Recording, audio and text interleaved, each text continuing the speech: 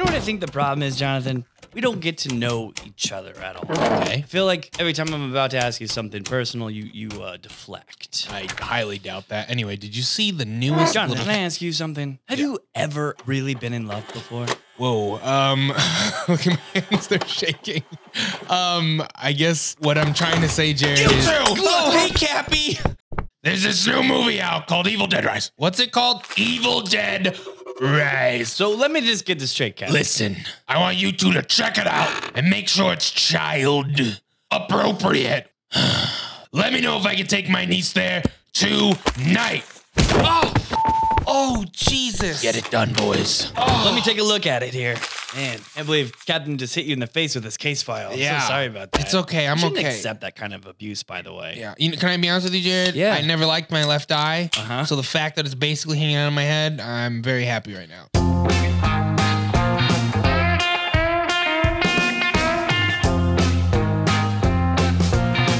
Case file. Evil Dead Rise. 2023 is rated R. So that right away, we should tell Cap not to bring his kids. Release date was April 21st of 2023. It had a budget of $19 million. Box office worldwide so far is $46 million. Yeah, baby. That's right on par with most horror movies. I understand that they usually make around $30 million. It better make more. Okay. I want Ashley Williams, aka Bruce Campbell, and I want Sam Raimi to be swimming in Scrooge McDuck amounts of gold coins because of this movie. That's a good idea. God damn it, I don't demand a lot in my life. Do you want to read the incident report? Let me read this incident report here, Jared. Way to tickle pits here, Jared. A twisted tale of two estranged sisters whose reunion is cut short by the rise of a flesh-possessing demons. What does that mean? You know what I mean? Whatever. Maybe it's a certain type of demon. I don't know. Yeah. Can I be honest with you? Uh-huh. Now I'm going to start off right now. I don't like the description for this movie. The incident report? I do not like it. Oh. I don't know who typed it up. I don't know who typed it up. Yes, Aaron, I'm looking at you.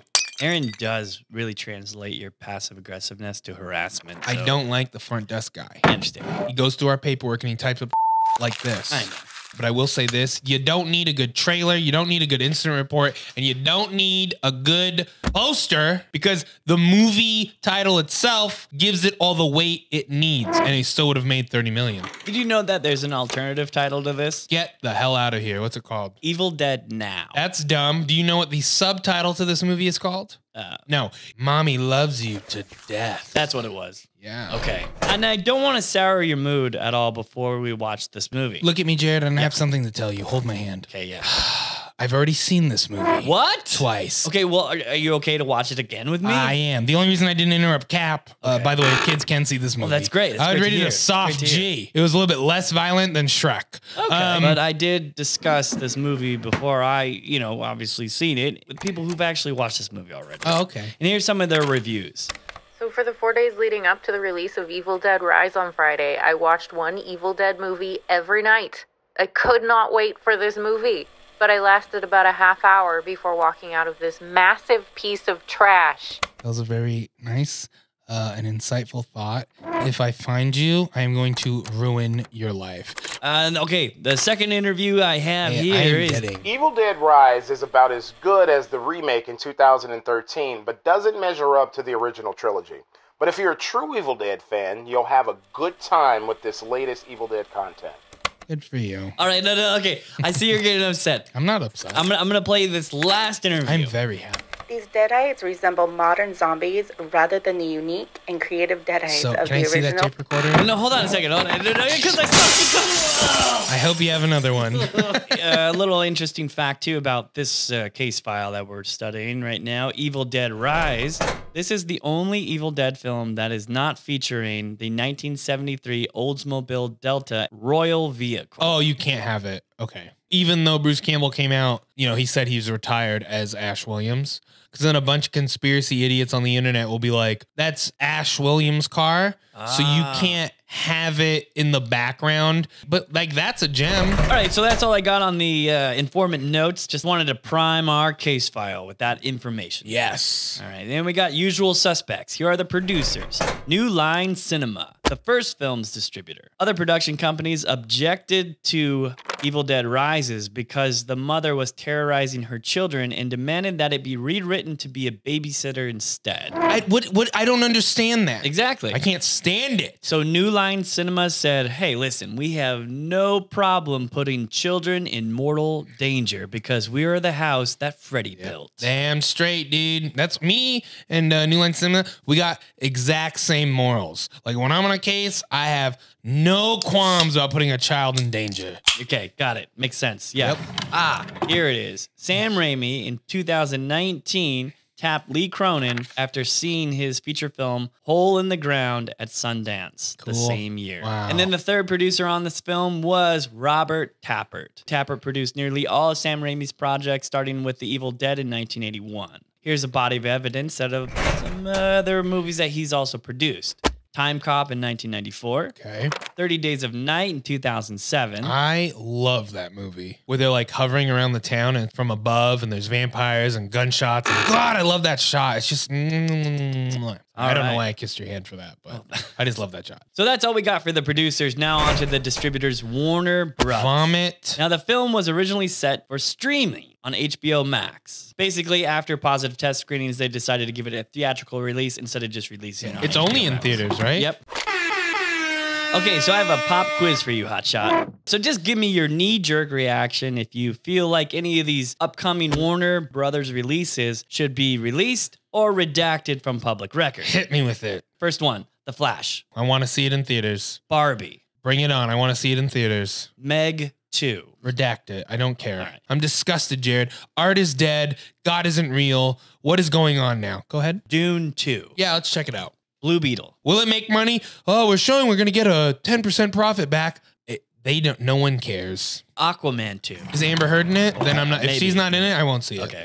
If she's not in it, you won't see it. They want to revive Amber Heard and Isra from The Flash. Okay. You just take two of them and put them in a movie about them two being the biggest scumbags on earth, and people will go to the theaters and they will see that movie. The Nun 2. Not only is that movie horrible, I thought, you know what? It's when I went to go see The Nun, it was just the experience I was having because I sat down in the theater, I had to sit in the back row. The AC was not on. It was hot in Arizona. To my right, there's a young couple making out. To my left was a whole entire Portuguese family.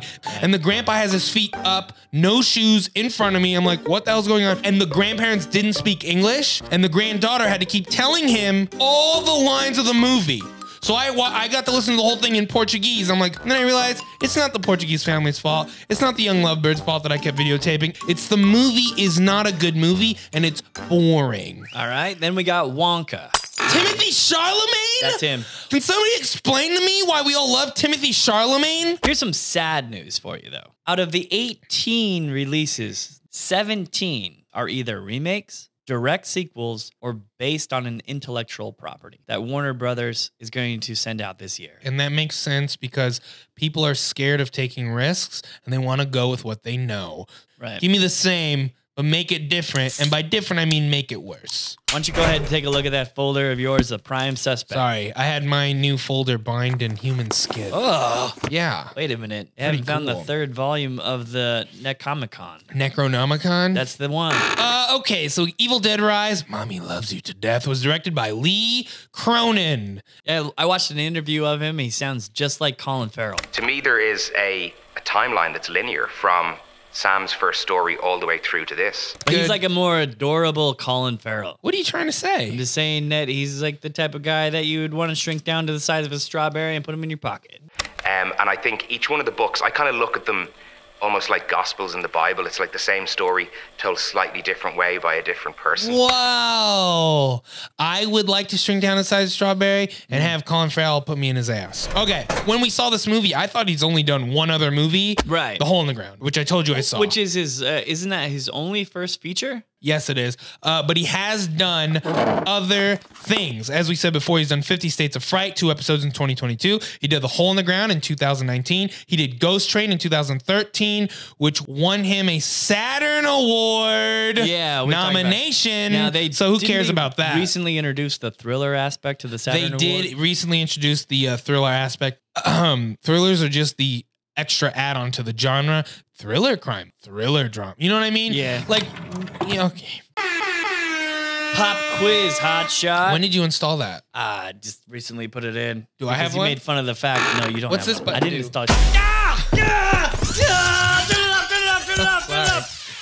Wow. What is that attack? Lee Cronin's favorite movie of all time is Jaws, The Shining, or The Blair Witch Project. Oh, damn. Okay. So my thought process is I want to go Jaws because it's a timely classic. I want to go The Shining because the elevator scene in the movie he just did, but I'm going to hold off on that. And I just feel like it is the Blair Witch Project, but I'm just so confused. I don't know what to pick. Jeez Louise. Oh my God. The clock's counting down. Here we go. Oh, geez. What is The Shining?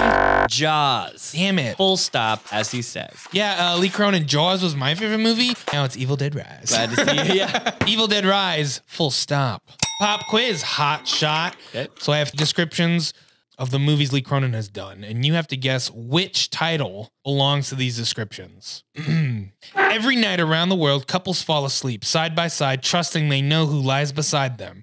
Tonight, in this apartment, something evil is about to show its true face. Is it The Hole in the Ground, Ghost Train, Through the Night, or 50 States of Fright? 50 States of Fright. Oh, wrongo. It is Through the Night. Okay. Sorry, buddo. Okay. Two friends decide to become cops, and during their adventures through the academy, they start to get a strong fondness for one another. One finally makes a move, but he's rejected, turns to crime, while the other one rises through the ranks and becomes top cop. But one night, on top cop's honeymoon, this drug-and-fueled homosexual takes his revenge. What movie's that one, Jared? I don't know. That's us. Okay. Your wedding's coming up. That's us. So that's what I have on Lee Cronin, and I think he is just top notch based off of the two things I've seen him do: Hole in the Ground and Evil Dead Rise. Okay, I'm gonna pull up the cinematographer file. Oh, all right. Sorry. Dave Garbett. He says the film was shot in chronological order. And traditionally, that has been also the case for Evil Dead. Has to be. The There's original. just so much destruction, so much blood, so many stains and ripped clothing. It needs to be filmed chronologically. Garbett previously served as the cinematographer on several episodes of Ash vs. Evil Dead. I love that show. And then we got the editor, Brian Shaw. Same deal. And he's also from New Zealand. And Shaw previously served as the editor on several episodes of Ash vs. the Evil Dead. Great So show. that gives me a lot of hope. Now the composer, let's talk about him. And he's an Irish composer. April of 2022, Steve McKeon was announced to be composing the score after collaborating with Lee Cronin on The Hole in the Ground in 2019. Oh. And that's all we got. So knowing all this, what we've been able to research, do we think the filmmaking team will produce a successful or failed production? Obviously, they're going to produce a successful production because they've all worked with each other, so it's easier to explain your ideas and what you want.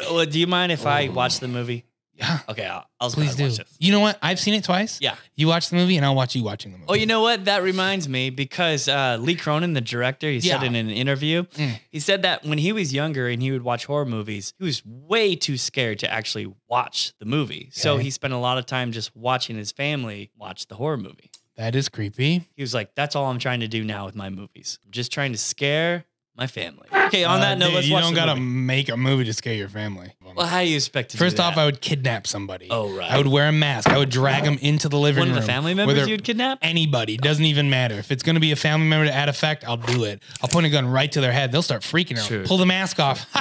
Yeah. Just kidding. Good point. That's scary. All right, yeah, I'm just gonna watch the movie real quick. When I was just a little girl, I asked my mother, What is this, Danny? it's me.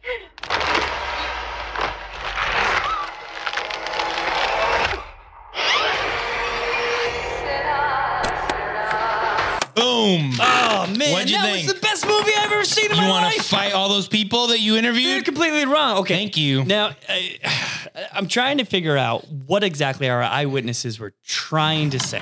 And if you look back on the classics trilogy, well, Army of Darkness it wasn't even scary. It was just a straight comedy. Yeah, it was almost a like- parody it was of an all the adventure previous film. I ones. mean, you're in Yeah. the medieval times and you got somebody going on a quest. Are they expecting these movies to be campy? And there's no camp in this movie. Why? Well, The movie's very crisp. Are they also just purists? They want Bruce Campbell in the movie. Yes. All right, so we'll just jump right in. In the movie, the three young adults, you got two girls and you got one dude wandering around the docks. What was with his accent? Was he from New England? I didn't look him up. I think he was either from Australia, New Zealand, Ireland, and that was his attempt at an American accent. Yes. To grab that young audience. You can't have what I like to call a slow burn. And I didn't know what Wuthering Heights was, and I was wondering if it was like a thriller book story. Yep. Yeah, So- a book story, Jared. Yeah. A story that you find in a book. Right. Wuthering Heights. It's the story of an orphan who falls in love with a girl way above his class. Been there. He loses her, then devotes the rest of his life to wreaking havoc on her family. Jeez Louise, dude. That made me scared. I was scared when the possessed demonite cousin was reading lines of Wuthering Heights. I was scared when she threw up all that semen. I was scared when she ripped off her boyfriend's head and threw it back on the dock. And then I was scared when she rised up out of the lake and then Evil Dead Rise was rising above the trees. I was like, this movie's going to be great. Perfect. I agree. And that's where we go next. Pregnancy scare? That's scary. Title card. Shows up on screen. Yes, and one says, day earlier. And we see Lily Sullivan portraying Beth. She's sitting on the toilet, or as they call it in Australia, where she's from, the Wizzy, peeing on a pregnancy stick. Bingo, bango, bongo. She is pregnant. So what does she do? She goes back to the only family she has, her older sister. Ellie, played by Eliza Sutherland. No relation to Kiefer Sutherland. Yeah, no relation to Keith Sutherland. Yeah, she starred in Vikings. Because I'm looking at her, I'm like, where have I seen this chick before? She modeled for Calvin Klein, Coco Chanel, which, by the way, Coco Chanel created the Nazi uniforms. Anyway, so Beth goes to see her sister Ellie, and she's living in downtown LA in an apartment that is being condemned. And that is when we meet three kiddos. They're Bridget, they're Danny, and they're Cassie. And we have to move in a month. Immediately, we find out that Beth is the type of person who is a bit selfish and only reaches out to others when she needs something from them. Yep. So when the earthquake reveals a hidden vault in the parking lot of the apartment complex, Danny jumps right in. He was a little aspiring DJ, so he would be interested in those vinyl records. 100%. He's like, what can I sample off this? If I This is found incredible. if I found a secret vault full of a bunch of goodies, I'd be taking everything. Aspiring DJ or not. That causes his mother, Ellie, to be possessed in the elevator. And that obviously was reminiscent of the original Evil Dead when they were getting attacked with all the vines. Right. So that's campy. Mommy's with the maggots now. It's like, whoa. And then here's some of the other things I want to talk to you about. The other tenants that were introduced in the movie. First, I thought they were just going to be demon fodder that were going to be picked off slowly throughout the movie. Yep. I love that shot where you just see all of them die. Or what did you call it? A peephole? And you're kind of watching it and you're like, yeah, but that little kid will make it. But no, not in this movie. No one's safe. Every single shot for the cinematography looked like art. Looked amazing. I wanted to also talk to you about a few other disturbing tools that are always utilized in Evil Dead movies. Go ahead. Chainsaw. Oh, yeah, and then of you course. have the boomstick, Yeah, of course. you need that. Yep. And then I feel like they introduced very disturbing. Can I- Probably going to be classic in the Can I later. guess what they are? Sure, go ahead. Cheese grater. Yes. Yes. Okay. Staffney. Yes. Yes. Pop quiz, hotshot. Name the multi-limbed creature. What do you, does it have a name? It does. It does? You want options? Yeah. Okay. You have Elegos, Marauder, Kandaren, or Ball. I'll go with the first one. Elegos? Yeah. It's actually called the Marauder. Did they say it in the movie? Yeah. Oh, I didn't hear it. The Marauders actually planted really early on in the movie. The first time the kids are meddling with the book, you see that picture. To me, it's something that's happened before and will happen again, and it depends on the circumstances. Crazy practical effects of it, too. It was amazing. This movie had all the things I want in movies, and that's one of them, and I thought it was great. As the movie ends, the next morning, Jessica, one of the girls from the... Yes, the demonite from the cabin in the opening shot is like talking on her phone. Then as she's getting in her car, she sees in her rearview mirror, blood all over the parking garage. She goes outside, she starts freaking out, and then demonites possess her, and then she ends up going to the cabin. Here's what this tells me, and stay with me here. To be someone like Ash Williams, or in this movie, Beth, is horrible things are happening and then they like get covered in blood. She grinds up her sister and her niece and her nephew. They're not like freaking out how a normal person would freak out. And then they walk out of there. They're probably going to go to like a car wash and spray themselves off and go get Denny's. our transition to that is our girl who's on the phone walking downstairs and seeing the blood and then freaking out. That's a normal response. So to really fight these deadites, you need to be okay with mutilating, being covered in blood. And it just shows there's two different types of people in the Evil Dead world. Ones that are able to do that and ones that are not.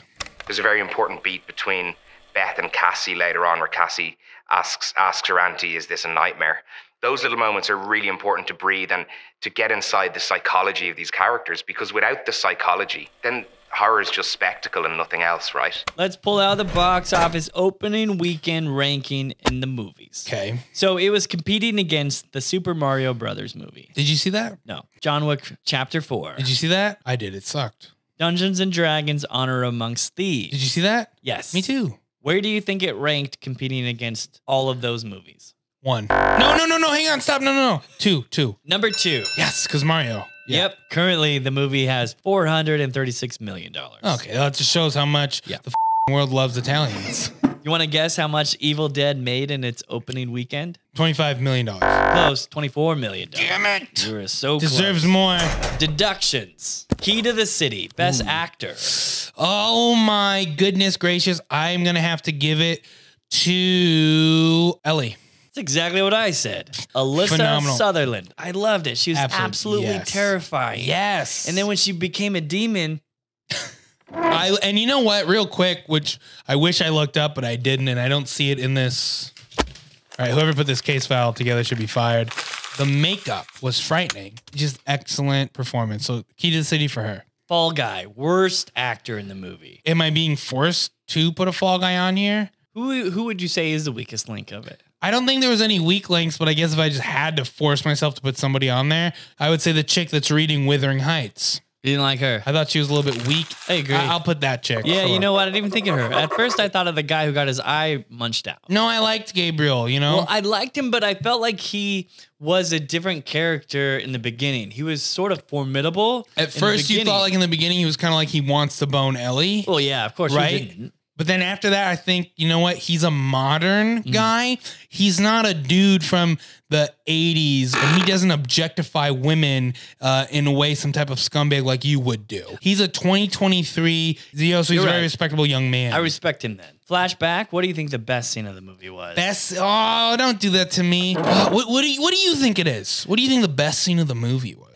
The scene that I always go back to when I think of this movie. You Peeks do, around yeah. the corner. You love the shot of the reflection of Bridget in the shard of glass. Yeah. I love out of the bathroom for the first time. And that was so interesting. And that just shows how awesome this movie is. I've already seen her, but now she's coming out of the bathroom so slowly. Oh, I'm scared again. There is no escape. Thinking about it freaks me out. And I usually don't look at horror movies like that. I look at them just like, yeah. If I was in that position, I'd probably have just jumped out of the window already. Best thing in the movie for me was going through the, what'd you call it, a peephole? And here's what's cool. Beth doesn't open the door. Then, so it's like, okay, I'm not gonna help Jake. He's probably like 15 maybe. I'm not gonna help Gabriel. Pretty much a goner and he's a grown man. I don't feel bad.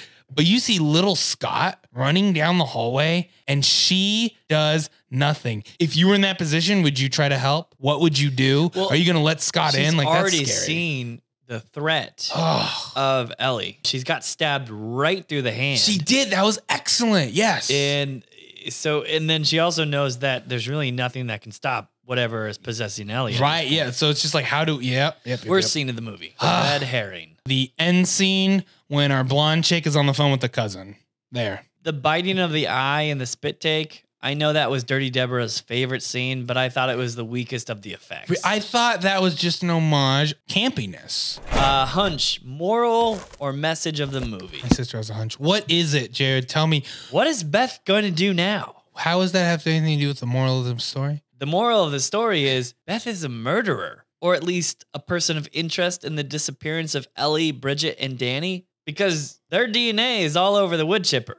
No, don't look at it like that. And how dare you look at it like that? Footprints and fingerprints are all over the chainsaw. That's how you look at this? And the blood. That's how you look at this. Beth is going to jail. That's how you look at this. Yes. And then also killing all the other residents on that floor. Wow. Do you think there'll be a second one? with Beth in jail? That would be absolutely incredible. I mean, what would you do as a seasoned detective? You walk into a crime scene and there is a wood chipper covered gallons of blood. What would be your reaction to that? Go right after Beth. Really? She's obviously had some sort of psychotic break. Who's to say that building, no cops ever go in there? Maybe it gets knocked down. That's beautiful. Now in Ash versus Evil Dead, they do go through this. There's a character in the first season that is trying to find Ash because it's like, wow, he's wanted for these brutal killings. I'm not going to spoil it for you, but that is a storyline that they go down in Ash vs. Evil Dead. All right, we have the next category. Rutger Hauer, the Switcher. In my opinion, he should be the voiceover of the doctor on the phonograph recording. What? No, Yeah. the priest? Yeah. No. Wasn't the doctor or anything like that? No. You ready? That's where I put Rutger Hauer. No. He has to be seen. He can't just be heard. Exactly. Oh, okay. First off, and that small bit role, I don't think so. Ruck, as I call him. Obviously, imagine just the kids are jamming and laughing their hands into Ellie, and then the reveal, instead of a grotesque six-armed, nine-hand, triple-headed creepazoid freak crawling through the thing, it's just Rutger Hauer. That'd be excellent. Question for you. Yeah. Are we getting any Oscars for acting, editing, directing, cinematography, special effects? Are we going to win anything with this film? The Oscars are meaningless. Well, I don't want to freak you out, but what I have learned from my contact, I will not name him. If I had to come up with a name, I would call him Chris Evans. And through these acts that apparently the Hollywood elite have, whoever performs the most sexually grotesque act is more likely to get an Oscar. So last thing, what we'll do is steal from the evidence room. What would you take? You know what? For me personally, I would take Staffney. I enjoyed Staffney. I thought it was so clever. Staffney. Oh, what would you take? The Necronomicon. The Necronomicon. I love the teeth. And this version, since you're saying there's three, looked awesome. So this case file, I believe, is solved. Yes. Should it be redacted or released for the public record? No, it has to be released for a public record. And I'm going to go tell Cap right now to bring his niece to go see that movie because there are kids in the movie. And Yeah. One kid is playing with a toy. And for me, that checks all the boxes for a G. Great film. Oh, that's great. Oh, we got a lead. Hang on, line one. You know, guys, Rio, since the holy. podcast Holy has come out, oftentimes I'll get stopped on the street and people will ask, hey, Rio, how do you qualify as a detective? And my answer to them is simple. I don't. I was arrested and put in prison for 6 years for racketeering. I'm known for one of the largest crypto Ponzi schemes. And I'm also a large private donor in puppy mills in the Philippines. But people still like me. Wait, real Holy? Yeah. I thought that dude died when he hijacked that cruise ship and tried to crash it into Pearl Harbor as a prank.